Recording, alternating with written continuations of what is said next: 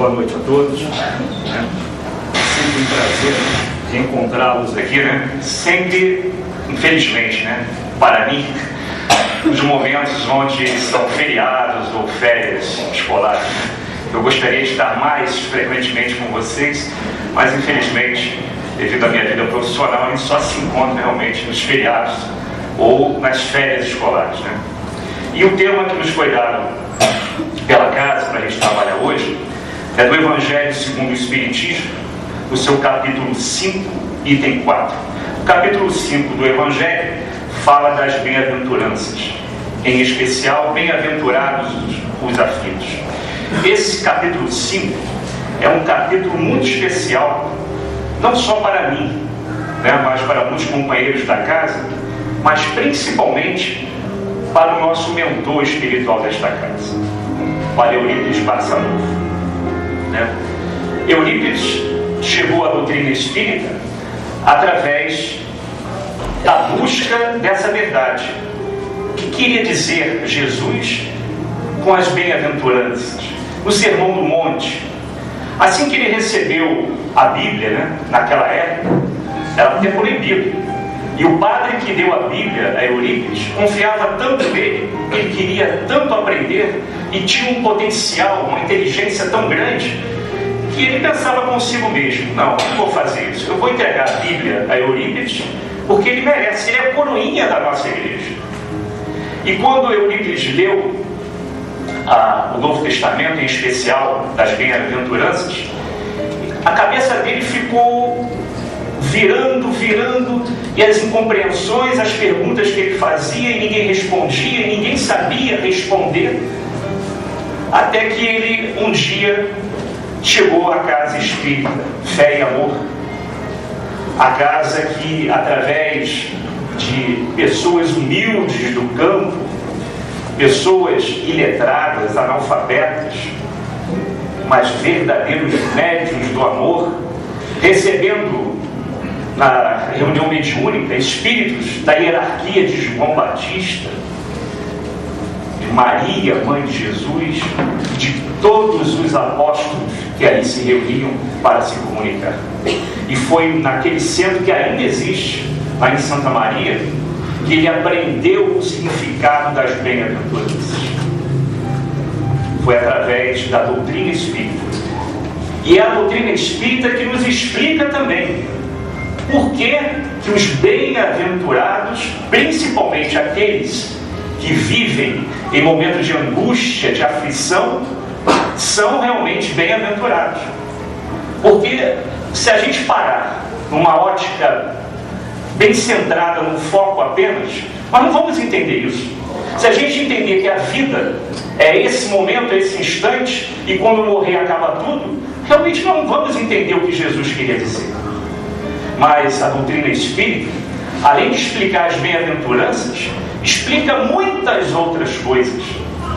De onde nós viemos, por que nós estamos aqui, por que as nossas provas e expiações hoje, e para onde nós vamos assim que desencarnarmos. Explica isso tudo. E mais do que isso, consola. É a única doutrina que realmente consola o homem aqui na Terra. E foi nessa busca também que eu cheguei à Casa Espírita. Através de explicações, de perguntas sem respostas, foi assim que eu cheguei à Casa Espírita. E como muitos de vocês também chegaram aqui. E qual foi a nossa surpresa ao ler o Livro dos Espíritos, ao ler o Evangelho segundo o Espiritismo? Quando a gente começa a folhear esses livros, intimamente a gente pensa assim: puxa vida, eu já li isso em algum lugar. Eu sei isso daí. Eu já li isso aí. Claro que não foi nessa existência. Ou foi em outras, ou foi exatamente no plano espiritual. Quando todos nós nos preparamos na programação reencarnatória para viver nesse mundo de provas e expiações que precisamos passar para a nossa própria evolução espiritual. Provas e expiações também, inclusive, pois nós pedimos a Jesus a oportunidade de passar por elas. Então, todas as provas, e principalmente aquelas expiações dolorosas e difíceis, nós temos condições de suportar. Todos nós temos condições de suportar. Porque as provas só nos são dadas quando Deus, nosso Pai Criador, Ele sabe que a gente tem condições de levar à frente. Se nós ainda não tivermos em condições de suportar a dor, não vai ser nessa existência que nós vamos ter aquela determinada prova que nós precisamos para a nossa verdadeira evolução espiritual. Fica para mais à frente. Eu costumo dizer com as nossas crianças lá da Vila Sapê, lá na evangelização, que a doutrina espírita, em relação à lei de ação e reação, ela é mais ou menos igual às casas de Bahia. Você pode comprar tudo que você quiser naquela hora, mas pode pagar, perder de vista a longo prazo. Assim são as nossas provas. Cometemos erros por atacado, mas vamos descontando essas dívidas a longo prazo. Assim que a gente pode, compreendendo aí exatamente esse sentido, de suportar as dores e as expiações. Até isso o Pai é bom para conosco. Não pensem vocês, eu errei hoje, amanhã eu vou pagar isso aí. Não, a lei de Daniel não existe nesse sentido, não. Não é assim, não. Nós teremos condições de nos recuperarmos, evoluirmos um pouquinho para entender o erro que cometemos. E nós mesmos iremos pedir, puxa vida, eu poderia corrigir isso. Assim, assim, assim. Por isso que é feita a programação reencarnatória. E o ambiente reencarnatório que escolhemos vai ser propício a todas essas situações que iremos passar. Por isso, ninguém nasceu por acaso. Ninguém nasceu na família errada, ninguém está no estado, no país errado, ninguém está na profissão errada e ninguém está passando por provas por acaso. O acaso não existe no mundo espiritual. E assim nós vamos começar o nosso estudo, lembrando que se hoje existem pessoas que sofrem mais do que outras, que existem criaturas que não conseguem entender por que é que o meu vizinho é cheio de sucesso, de realizações, e eu não consigo nada na vida. Eu ralo o dia todo e não consigo sair da onde estou, enquanto que o outro parece que nasceu com a sorte voltada para a lua. E assim ele vai, isso aí é Deus, né? E assim ele vai crescendo e evoluindo. Ninguém entende. Gera com isso o egoísmo, gera com isso a inveja, que vai deixando ele cada vez mais para baixo, em depressão. E depressão para nós, gente, é obsessão. Espírita que não entende ainda o processo depressivo, tem que estudar um pouquinho o livro dos médios. Depressão é a porta aberta da obsessão.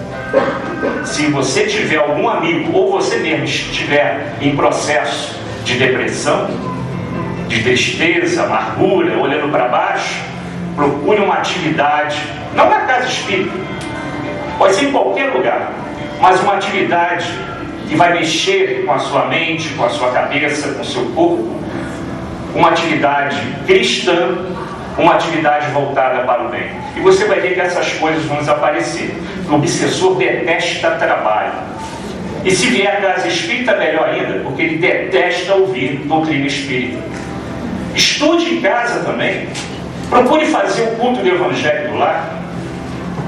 Procure conviver com pessoas animadas, proativas, que vivem pensando e fazendo bem. Você vai ver que as coisas vão mudar. Esse é um processo interno que vem de dentro da gente. E a doutrina espírita também tem esse lado positivo. Não que ela vai acabar com os nossos sofrimentos, com as nossas dores, não. O Consolador prometido por Jesus, que é a doutrina espírita, veio trazendo as ferramentas para ofertar a cada um de nós as saídas, as propostas de trabalho, de estudo, para fugir das armadilhas que nós mesmos nos colocamos. Desde as épocas lá do homem velho, quando a gente ainda pensava só em eu, e pensava menos no ser e no ser. Esse eu está ligado exatamente ao ter, às conquistas materiais. Por isso que nós olhamos para o vizinho e dizemos, ele está feliz, ele comprou um carro zero, uma TV plasma de não sei quantas polegadas para ver os gols lá da Copa, e eu estou com a minha de 14, preto e branco às vezes, ou então cheio de fantasmas. Aí vem a intolerância, a cólera, a raiva e a inveja. Se nós entendermos que tudo tem uma causa de ser e tudo é justo, viveríamos melhor. E a doutrina espírita nos dá essa ferramenta. Está aqui os livros, as reuniões, os grupos de estudo que a casa oferece semanalmente, para exatamente desenvolver esse lado que muitos não conhecem. O aprendizado, a intelectualidade desenvolvida, ligado à prática do bem, favorece ao espírito de amizade, de entendimento, de amor ao próximo. Aí fica fácil de entender. Essa é a verdadeira arma que a casa espírita nos oferece, as ferramentas que ela nos dá. Milagre é que nós não vamos achar. Se alguém veio com problemas sérios, com sérias dificuldades no dia a dia, pensando que através de um passo de uma água frutificada o problema vai acabar, não vai. Que o problema é individual. E Eurípides já dizia, através da autoevangelização de cada um de nós, é que nós vamos conseguir descobrir a verdade e a verdade nos libertará. Então a doutrina oferece as armas para que você mesmo consiga conquistar a sua liberdade. E é um trabalho difícil. É um trabalho difícil. Não é rápido, não. Necessita disciplina, como dizia Emmanuel para o Chico, disciplina e disciplina. Ah, mas eu tenho que estudar? Ah, não. Durante o ano todo? Não.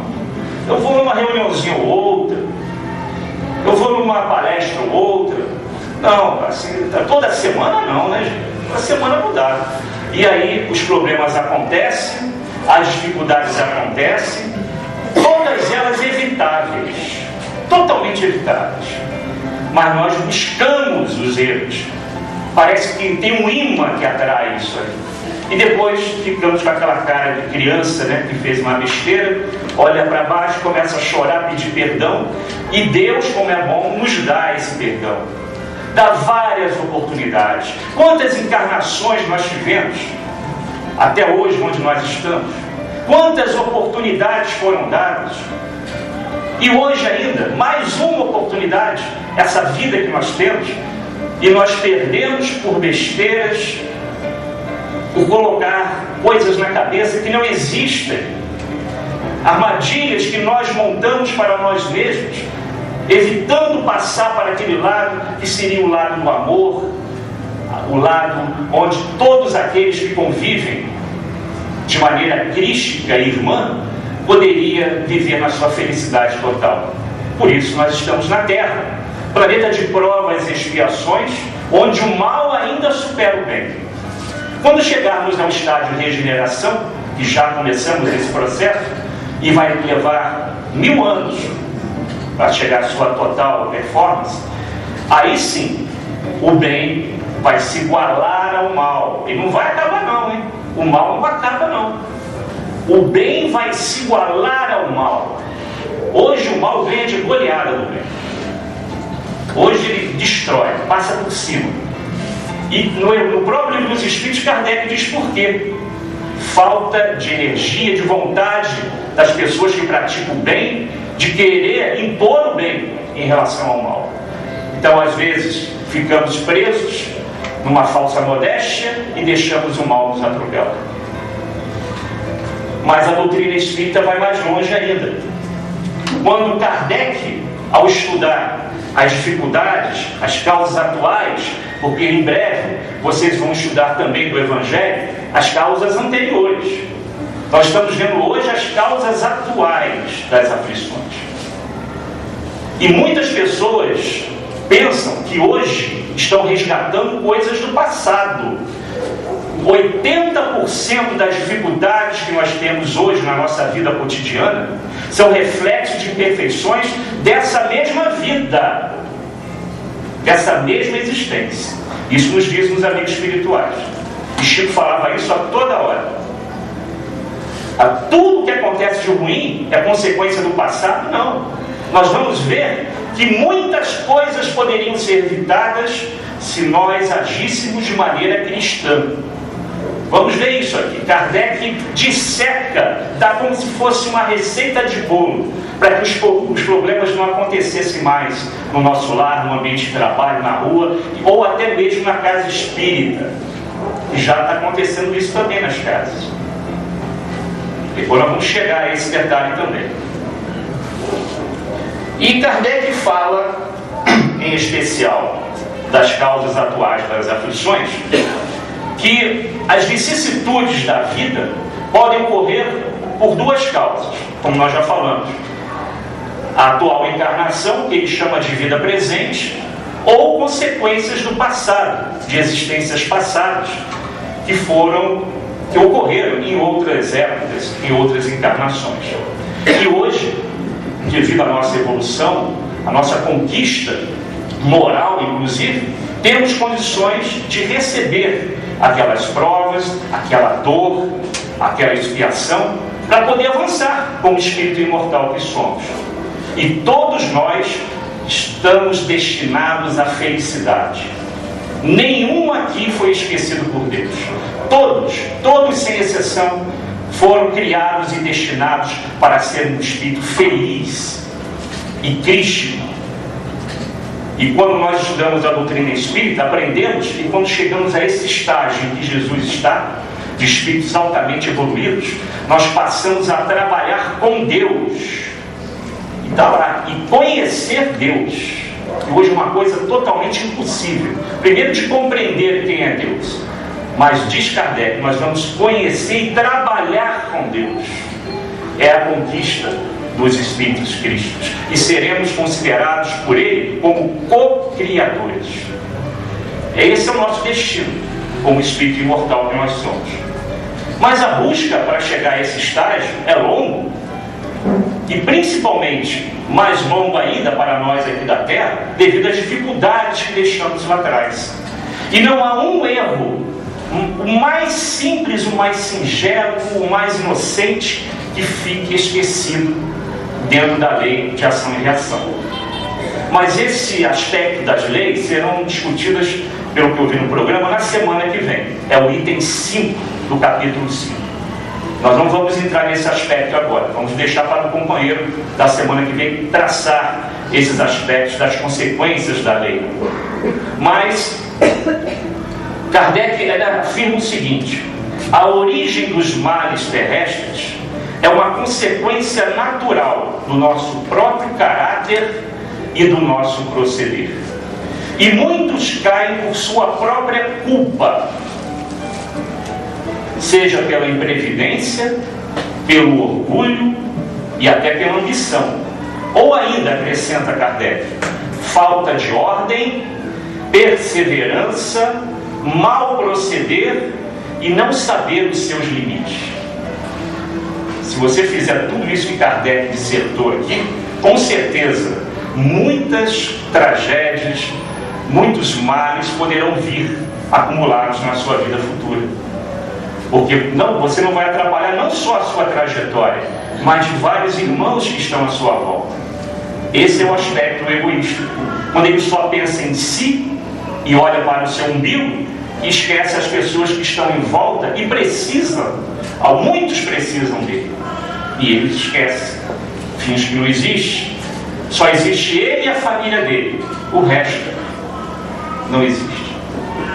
E quando desencarna, passa por processos dolorosos, remorsos, dores morais incríveis em relação àquilo que ele podia fazer pelo semelhante e não fez por egoísmo, por vaidade. Exemplos, Kardec dá vários aqui. Exemplos ele dá vários. Exemplos de que como as causas atuais podem acontecer ainda nessa própria encarnação. Discórdias e disputas. Aliás, a página que a Marli leu cai perfeitamente. Os itens que falam dos remédios, da enfermidade, momentos de dor, perda de ente querido, essas dores que nos marcam e ferem terrivelmente, inclusive a nossa alma, fala exatamente sobre isso aqui no capítulo 5, no item 4. As discórdias e disputas que poderiam ser evitadas com moderação e menos suscetibilidade. Inclusive, volto eu na casa espírita. Está cheio de espírita sensível.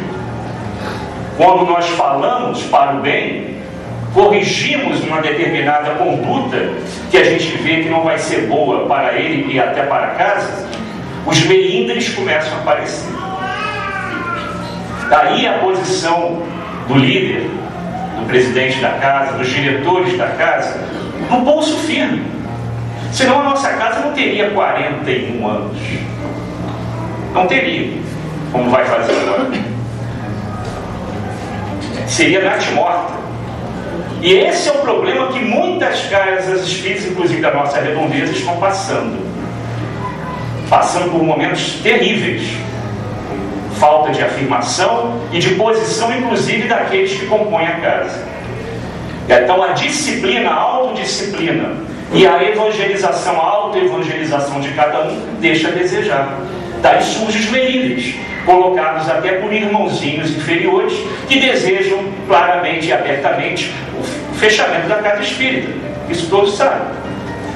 São muito inteligentes, são ardilosos, intelectualmente avantajados, há bons e terríveis administradores que planejam tudo milimetricamente para a destruição da casa espírita. É menos uma para perturbar a vida deles. Ora, a casa não se destrói sozinha. Então eles vão usar o quê? As células que compõem a casa, que somos nós, transformar essas células sadias em células cancerosas para que se espalhem entre os componentes e aí a casa cai. Daí a mão forte, o pulso firme do nosso líder, do nosso diretor e dos presidentes da casa espírita, de levar. Ah, mas ele está sendo sensível, ele está sendo assim, assado. Não, é com pulso forte que se leva o trabalho.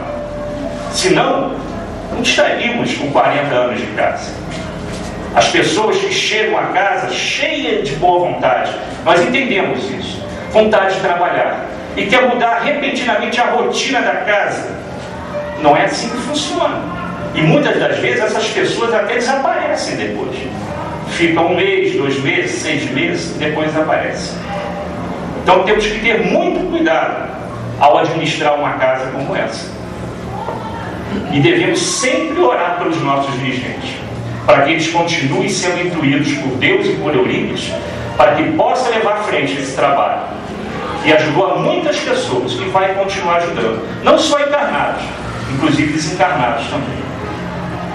E Kardec, nos dá então vários exemplos de como, se nós usássemos o bom senso e a razão, poderíamos evitar vários conflitos no nosso dia. Discórdias e disputas, já falamos, poderiam ser evitadas com moderação e menos suscetibilidade. Doenças, como foi lido aqui na página, enfermidades, intemperança é resultado de intemperança e excessos de todo gênero, diz Kardec. E o que é que diz André Luiz aqui? Enfermidade exige que resignação e coragem. A dor no nosso corpo, quando acontece no nosso corpo, a dor é um sinal do nosso organismo de que alguma coisa não vai bem. E podemos transportar essa imagem para também a vida espiritual. Podemos fazer essa analogia com o mundo espiritual. Se temos problemas hoje, são consequências do nosso passado delituoso, recente ou não, mas do nosso passado delituoso.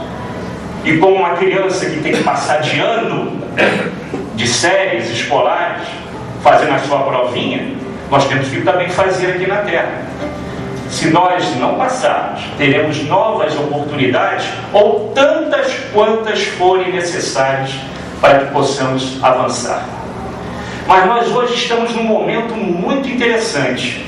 A Terra hoje está num momento de transição. Já até falei numa outra oportunidade aqui. Momento de transição esse, que é de provas e expiações para a regeneração.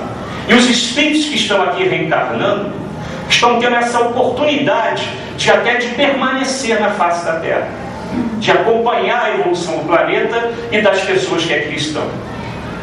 Aqueles que não aproveitaram, que insistirem em fazer o mal, em praticar o mal, principalmente aqueles que o fazem com prazer, não poderão mais reencarnar no nosso planeta. Serão exilados e colocados num mundo distante para lhe dar continuidade à sua evolução espiritual sem atrapalhar o nosso órgão. E vários espíritos estão aqui nesse processo doloroso para eles e para nós também. Por isso, as manchetes dos jornais, dos noticiários, da TV, do rádio, parece que estamos num campo de guerra, duelando, uma guerra civil permanente entre irmãos, mas é dada a oportunidade a cada um de nós. E se nós perdermos essa oportunidade, nós vamos demorar muito para conquistar uma nova oportunidade aqui na Terra. O processo reencarnatório hoje está muito complicado. A população espiritual é de 5 vezes maior que a população terrestre. Então temos que sim dar conta das nossas programações, tentar ao máximo agir no bem, praticar o bem e trabalhar no bem, para não perder essa oportunidade de evolução. Enquanto nesses exemplos, Kardec cita também algumas enfermidades que vêm com o nome de justiça e as dificuldades com o nome de ensinamento. Muitas dores, muitas enfermidades, é uma forma da lei de ação e reação ser realizada. Porque o erro fica registrado no perispírito e aquele erro tem que ser filtrado. E o caminho que nós escolhemos, pelo nosso próprio livre-arbítrio, é através da dor. E quase todos nós que estamos aqui chegamos à casa espírita através da dor. Os amigos espirituais dizem que 90% dos frequentadores da casa espírita chegaram através da dor. E a dor é aquele mecanismo que faz com que nós acordemos, levantamos a cabeça e vamos andar para frente. Porque senão a gente se acomodava, ficava parado. E nós somos, por natureza assim, né? Nós somos muito acomodados, descansados. E através da dor, dos problemas do dia a dia, é que a gente vai avançando. E no mundo espiritual não é diferente, não. No livro do Divaldo Pereira Franco, que eu peguei recentemente para fazer um estudo, o Divaldo diz que a saúde real não se origina no equilíbrio orgânico, mas sim no equilíbrio espiritual. Repetir, a saúde real não se origina no equilíbrio orgânico, mas sim no equilíbrio espiritual. Esse livro do Divaldo é um livro difícil até de encontrar. Chama-se Crestomatia da Imortalidade. Crestomatia significa antologia, né? E vários espíritos se comunicam, autores diversos, inclusive Eurípides Barçalufo dá uma comunicação, tem uma página de Eurípides nesse livro aí. Chama-se Crestomatia da Imortalidade.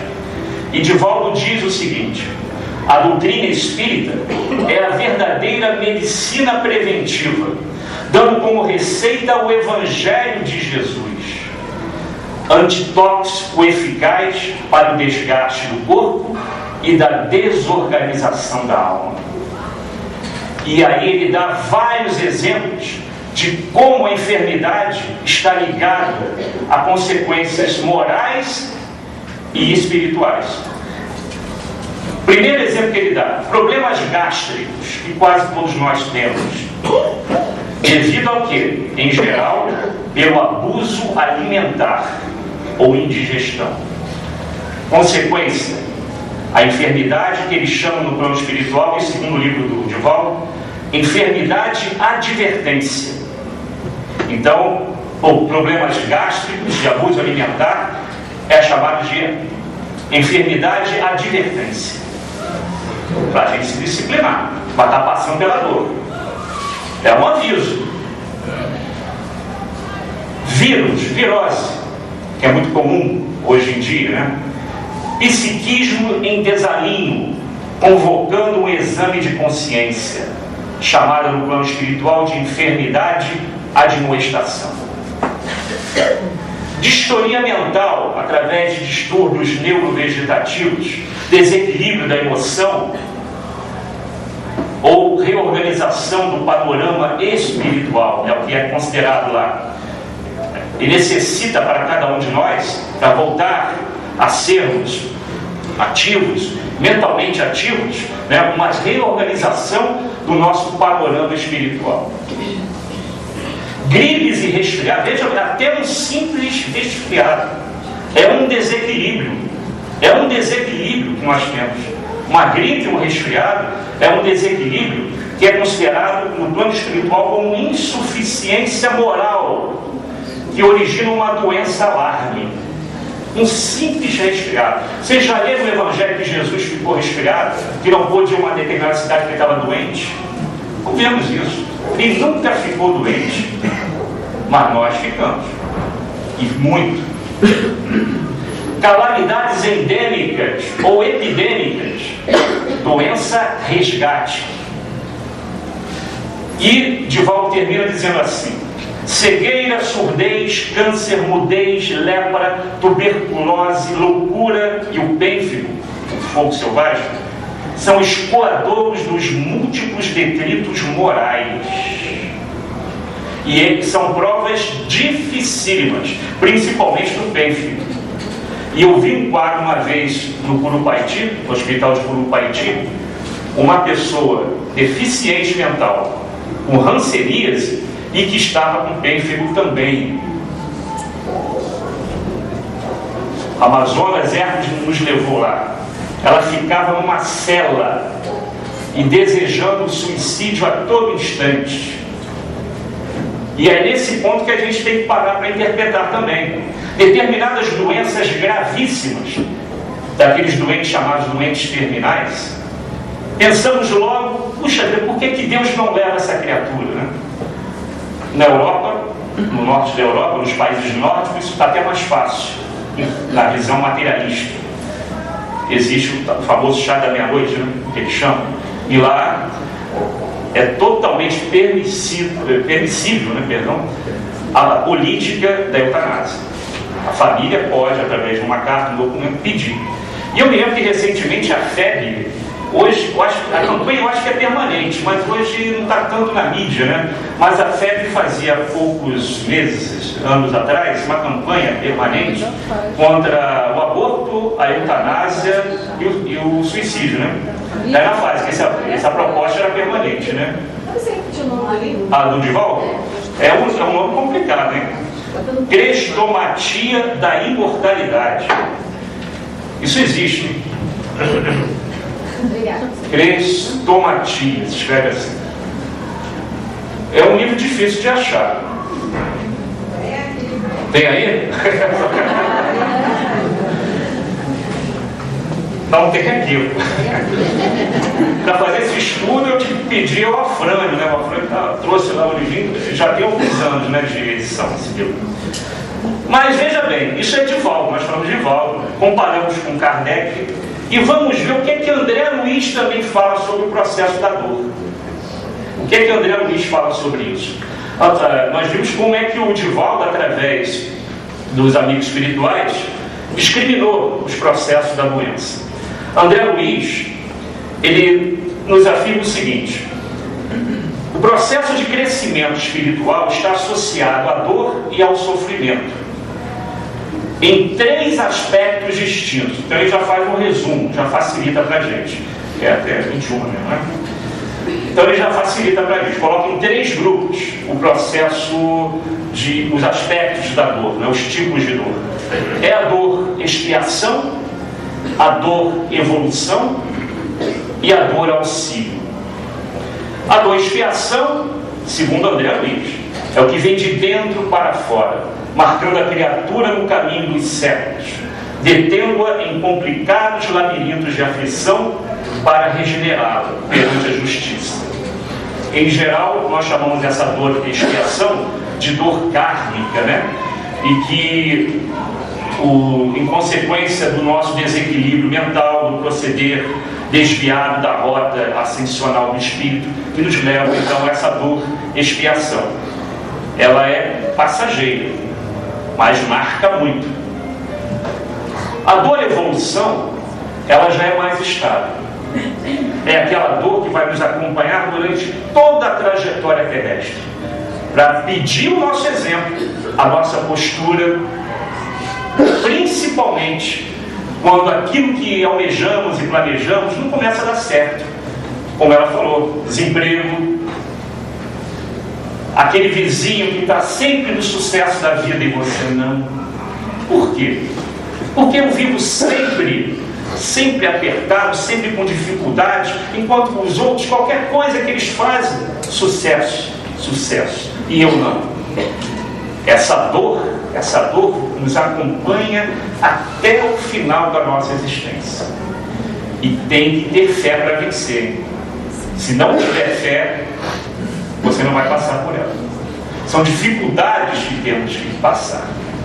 Porque nas outras oportunidades, quando o dinheiro crescia na nossa sala, quando a gente passava e tropeçava em dinheiro, bolo de dinheiro, nos nossos castelos medievais, nos nossos salões nobres da Idade Média, esquecíamos do companheiro semelhante, do irmão que vivia lá no frio, que morria com uma gripe qualquer, e nós não o ajudávamos. Então as dificuldades é para aprender também a esticar a mão, para pedir ajuda, para pedir ao companheiro vizinho para te ajudar a levantar, porque até isso nós vemos, principalmente nas favelas, nos locais mais humildes, pessoas que sofrem, mas ainda trazem no seu perfil a postura da vaidade, de não querer se ajoelhar para pedir perdão ou pedir ajuda a alguém. São pobres, vivem de forma miserável, mas ostentam o nariz empinado. E nós que trabalhamos aqui com os assistidos da casa, aliás, essa palavra, detesto a palavra assistido, né? O verdadeiro assistido somos nós, né? Mas esses companheiros que vêm aqui em busca de um prato de comida, do cobertor, dos mantimentos, muitos deles ainda trazem na face o orgulho do passado, mesmo passando necessidade, como nós sabemos que passa. Essa dor e evolução vai nos acompanhar até o final. E às vezes nós ficamos até emocionados com o problema do nosso amigo, do nosso companheiro, e queremos ajudar. E de forma inadvertida nós modificamos um trajeto, e isso é muito complicado a gente falar. Ah, mas você não vai ajudar? Não, temos que ajudar sim. Mas nós temos que saber até quando temos que ajudar. Porque aquele companheiro tem que passar por determinadas provas. Por exemplo, na empresa que a gente trabalhava, tinha uma pessoa muito humilde, mas certinha, né? Fazia tudo direitinho, né? Muito humilde, pobre, e todo mundo queria ajudar. Até que foi sugerido à chefia lá da empresa que desse uma promoção, uma boa promoção. Não faltava, não chegava atrasado, era o primeiro a chegar, o último a sair, deixava tudo limpinho, tudo arrumado, mas era uma função muito humilde. E podia ter algo melhor. Foi dada essa promoção a ele.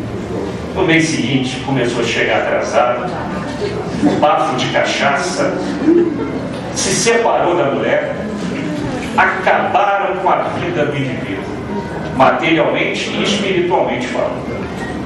Eu nunca esqueci disso. É da ânsia de ajudar. Então, até que ponto a gente tem que ajudar? Como é que nós sabemos que aquele é o momento de ajudar ou não ajudar? É difícil. Aí que cabe a nossa fé, a prece. Se tiver que ajudar, nós vamos ajudar. Ah, mas eu não pude ajudar, porque não era para ajudar. Ele tinha que passar por aquela necessidade. É muito difícil, gente, a gente falar isso aí. É uma coisa muito delicada. Mas cada um de vocês deve ter um exemplo nesse sentido. Deve ter um exemplo. Foi ajudado e o mundo desabou. Ele não melhorou, pelo contrário, regrediu. como é que isso pode acontecer? Então aquela criatura, ela vivia muito bem e tinha que viver assim. Eu me lembro de um projeto também de responsabilidade social de uma empresa multinacional na África, uma empresa petrolífera, e eles estavam trabalhando naquela comunidade africana muito pobre, e percebia que algumas mulheres andavam quilômetros para pegar água e para voltar para a sua aldeia. Aí os cientistas, né, os grandes intelectuais da empresa, não, vamos abrir poços, vários poços em volta da aldeia, para facilitar a vida dessas mulheres. Os poços foram abertos, a água chegou de boa qualidade, mas 2 meses, 3 meses depois, descobriu-se que aquela aldeia estava em depressão, principalmente as mulheres. Elas não tinham mais atividade, elas não tinham mais alegria de ir conversando com as suas amigas e voltando conversando. Elas adoravam fazer aquilo. Era um momento de distração, de trabalho, elas tinham alguma coisa para fazer. Agora o poço estava do lado da casa dela. Pegava a água e ficava dentro de casa, lá no coxinha, o dia todo. Acabou. Diz os companheiros, né, que foram fazer esse trabalho de campo lá nessa cidade africana, e 1 ano depois eles fecharam todos os poços e a energia voltou à aldeia. É assim que tem que ser, assim que a gente tem que entender, né? Não podemos interferir na vida das pessoas da maneira como a gente acha que tem que ser. A dor auxílio são as prolongadas e dolorosas enfermidades no envoltório físico, seja para evitarmos a queda no abismo da criminalidade, seja mais frequentemente para o serviço preparatório da desencarnação, a fim de que não sejamos colhidos por surpresas arrasadoras na transição da morte. Por isso que a doutrina espírita é contra a eutanásia. Ah, mas ele está sofrendo muito, mas às vezes ele esperou a vida inteira por aquela prova. É exatamente naqueles instantes finais da vida dele que ele tem que provar a sua fé. Aí chega alguém lá e tira o tubo do aparelho. Esperou a vida toda para passar. É essa visão que a doutrina espírita nos dá. Não aquela visão pontual, material, né? Ou cartesiana da vida. Não. A doutrina espírita, ela faz com que o nosso campo de visão se amplie e entenda que existe uma lei por trás daquilo ali. Ele está sofrendo, mas estamos junto a ele, estamos orando por ele, e aquele sofrimento vai ser a tal da dor auxílio que ele tanto necessita para a sua evolução espiritual. O infarto, a trombose, o câncer penosamente suportado, a senilidade prematura e outras calamidades da vida orgânica constituem vezes dores auxílio, para que a alma se recupere de certos enganos em que haja incorrido na existência do corpo denso, habilitando-se através de longas reflexões e benéficas disciplinas para o ingresso respeitável na vida espiritual. Ele na cama reflete, ele sofrendo vai refletir, e precisa daqueles momentos para a sua necessária reflexão e ingresso ao plano espiritual. A dor não é castigo. Dor não é castigo. É contingência inerente à vida, cuja atuação visa a restauração e o progresso. Estamos encarnados num planeta escola, um planeta de lutas e reparações. Aliás, os amigos espirituais do Chico diziam o seguinte: não só escola, a Terra não é só um planeta escola, mas também é um local de educação e até mesmo considerado, ao pé da letra, prisão para alguns espíritos que aqui estão. Porque nós ficamos presos em torno de 5 sentidos, enquanto que no mundo espiritual a nossa sensibilidade aflora. Temos muito mais o que ver, o que sonhar, o que sentir no mundo espiritual do que aqui na nossa terra. Então eles dizem que é uma mistura de presídio, hospital e escola para o espírito. Outro exemplo que Kardec nos dá aqui também, repare que esse livro, gente, foi escrito em abril de 1864. Parece que eu estou falando coisas de hoje, né? Foi escrito em 1864, 142 anos atrás. Está mais atual do que nunca. Ainda tem gente que diz, eu já escutei várias vezes, que Kardec está desatualizado, está ultrapassado, não está com nada. Kardec está mais atual que nunca. E cada vez que a evolução científica vai nos trazer novas e verdadeiras informações, a nossa doutrina fica mais rica, muito mais rica. E Kardec fala de olha, isso foi em 1864. Pais infelizes, por não combaterem as más tendências de seus filhos desde pequeno, por fraqueza ou indiferença. Assim desenvolve o germe do orgulho, do egoísmo e da vaidade, que produzem a secura do coração. Mais tarde, a falta de respeito, de deferência com os pais, tratados com total ingratidão. Dessa vida, gente. Consequência do passado, não. Foi o que nós plantamos. E o que é que a gente vai colher lá no futuro? Nessa mesma vida. Hoje, a medicina, a psicologia, né, traz novidades a respeito das crianças índigo, criança cristal. Isso hoje, quase todo mundo já ouviu falar nisso. E a doutrina espírita, como evolui, não é uma doutrina hermética, fechada, estacionada no tempo, ela agrega esses conceitos também. E a nossa casa está estudando isso. A reunião de pais de sábado à tarde com a Berenice está estudando isso. As crianças índigo, as crianças cristais, são crianças que trazem verdadeira necessidade de amor no coração. São super inteligentes, mas com problemas morais terríveis, pedindo orientação aos pais. É uma prova para os pais também. São as crianças do terceiro milênio, como nós chamamos. Esse livro eu sei que tem na casa, não sei se já acabou, mas tinha por aí, mas foi comprado, acho que uma semana esgotou, não sei se vai chegar mais, mas chegou a ter esses livros aqui na casa. Não são livros espíritas, mas à luz da doutrina espírita, nós entendemos perfeitamente que aqueles pedagogos, aqueles psicólogos e médicos falam naquele livro. Por isso que está sendo estudado em algumas casas espíritas, inclusive a nossa. E sobre esse problema dos pais infelizes, eu peguei uma mensagem, aliás foi até, eu recebi por e-mail da Dalila, a nossa companheira aqui do CEOI, também evangelizadora, trabalha com a gente na proposta de Eurípides, na evangelização de espíritos, esteve conosco já em Sacramento, bebeu da fonte lá de Eurípides, e ela me mandou uma mensagem chamada Jovens Difíceis. Isso bem antes de chegar essas novidades aí das crianças índimas. É uma mensagem de Emmanuel, isso aqui é doutrina espírita. É uma mensagem de Emmanuel do livro Na Era do Espírito, da editora GM, se não me engano. Na Era do Espírito. E eu vou ler para vocês isso aqui. Terás talvez contigo jovens difíceis para instalar convenientemente na vida.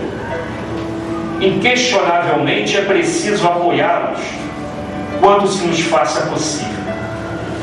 Capacitemo-nos, porém, de que ampará-los não será traçar-lhes a obrigação de copiarmos os tipos de felicidade ou vivência. Claro que não nos compete o direito de abandoná-los a si próprios, quando ainda inexperientes. Entretanto, isso não significa devamos destruir-lhes a vocação, furtando-lhes a autenticidade em que se lhes caracteriza a existência. Sonharemos para nossos filhos no mundo invejável destaque nas profissões, com primorosas titulações acadêmicas, mas é provável hajam renascido conosco para os serviços da gleba, aspirando a adquirir duros calos nas mãos, a fim de se realizarem na elevação que demandam. De outras vezes, ideamos para eles a formação do lar em que nos premiem o anseio de possuir respeitáveis descendentes. No entanto, é possível estejam conosco para longas experiências, em condições de celibato, carregando problemas e provas que lhes dizem respeito ao burilamento espiritual. Às vezes gritamos revoltados contra eles, exigindo nos adotem um modo de ser. Frequentemente, porém, se isso acontece, acabamos por perdê-los em mãos que lhes deslumbram os sentimentos ou lhes estragam a vida, quando não nos empurramos inconscientemente para a furna dos tóxicos, para os despenhadeiros do desequilíbrio mental com que se matriculam nos manicômios. Compadece-te dos filhos que pareçam diferentes de ti. Aceita-os como são e auxilia a cada um deles na integração com o trabalho em que se façam dignos da vida que vieram viver. Ampara-os sem imposição e sem violência.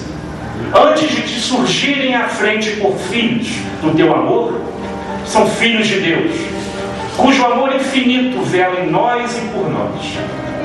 Ainda mesmo quando evidenciem características inquietantes, abençoa-os e orienta-os, tanto quanto possível, a fim de que se mantenham por esteios vivos do rendimento do bem no bem comum. E mesmo quando não te possam compartilhar no teto, e se te afastem da companhia a pretexto de independência, abençoa-os mesmo assim, compreendendo que todos nós, desde que nos vinculemos à ordem e ao trabalho no dever que nos compete, sem prejudicar a ninguém, desfrutamos por lei divina o privilégio de descobrir qual é para nós o melhor caminho de agir, servir, viver e sobreviver. Aí nós perguntamos: quando é que isso tudo vai acabar na face da terra? Quantas dores, sofrimentos, quando isso vai acabar? Kardec também perguntou aos amigos espirituais, e eles responderam nesse mesmo capítulo: quando o homem começar a trabalhar por se melhorar moralmente e intelectualmente, tomando sempre por base os ensinamentos de Jesus. Há 2000 anos, Jesus deixou tudo isso para a gente. E até hoje, ainda tem gente que não entende o que ele falou. E tem gente que nem sabe o que ele falou. São para esses que temos que trabalhar, que temos que amar e amparar. Principalmente esses que desconhecem a doutrina de Jesus. E finalizando o nosso momento, vamos ler uma página desse mesmo capítulo 5, quando Kardec diz o seguinte: que todos aqueles que são atingidos no coração pelas vicissitudes e decepções da vida, interroguem friamente sua consciência, que remontem progressivamente a fonte dos males que os afligem, e verão se o mais frequentemente não podem dizer: ah, se eu tivesse ou não tivesse feito tal coisa, eu não estaria em tal situação. Porque 90%, repito, dos problemas e das aflições da vida atual são ligadas diretamente a essa mesma existência. E nós podemos evitar muitas coisas que poderão vir no futuro, bastando disciplina, bom senso e razão. Saber pensar antes de falar, ou orar antes de dar alguma resposta. Tenhamos mais fé, confiemos mais em Deus.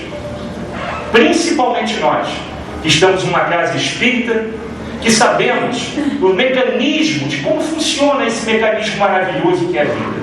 Nenhuma outra religião nos oferece isso. Temos tudo a nosso favor.